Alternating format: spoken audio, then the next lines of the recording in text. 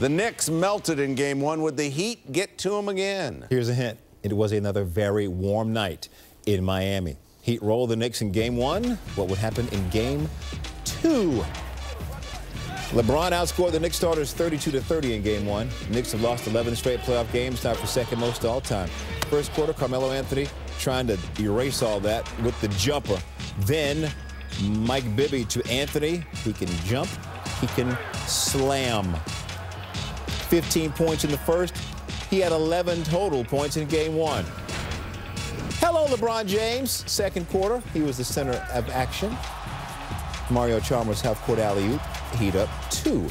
A little later, Landry Fields on the jumper. He would miss that. Chalmers didn't box out Anthony, and he taps it in. LeBron's like, come on, man. Box him. James taking over. Tapping it to D-Wade. Gives it back to James. Yeah. Heat up 6. James, a little later, driving. Gets fouled. Lays it in. Feeling it. Fist pumping it. To the third quarter we go. The Sports Center scope for you. James in the open court. No Knicks stepping in.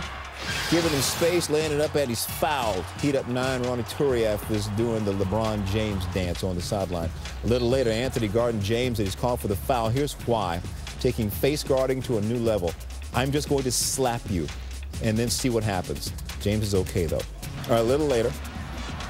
Heat up 7. Chalmers to James, gets fouled, and the shot drops.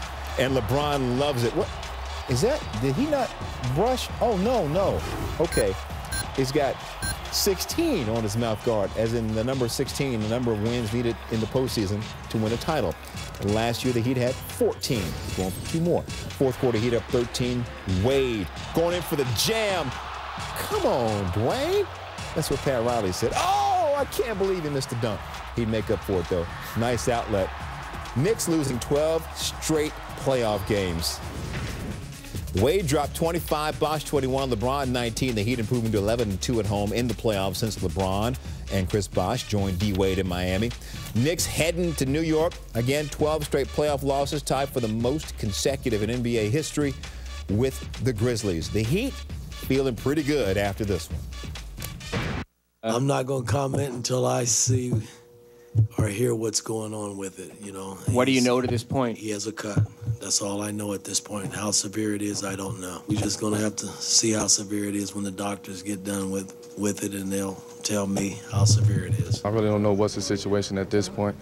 You know, right now we got to come together and protect our home court. I mean, Miami did their job, held their home court, and now it's our turn. Well, when Stoudemire was out of the lineup during the regular season, the Knicks actually played well without him, going 14-5, outscoring opponents by 7 points a game. Stephen A. Smith, all this stuff about Amar'e Stoudemire. What do you think, bro?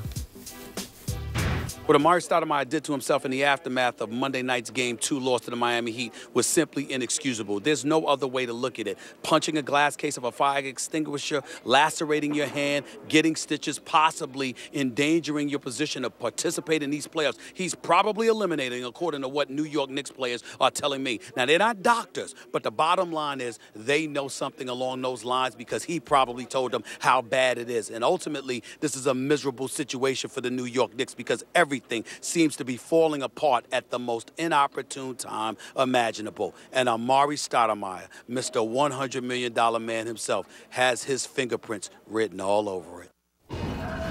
Stoudemire tweeting an apology of sorts. I am so mad at myself right now. I want to apologize to the fans and my team. Not proud of my actions. Headed home for a new start.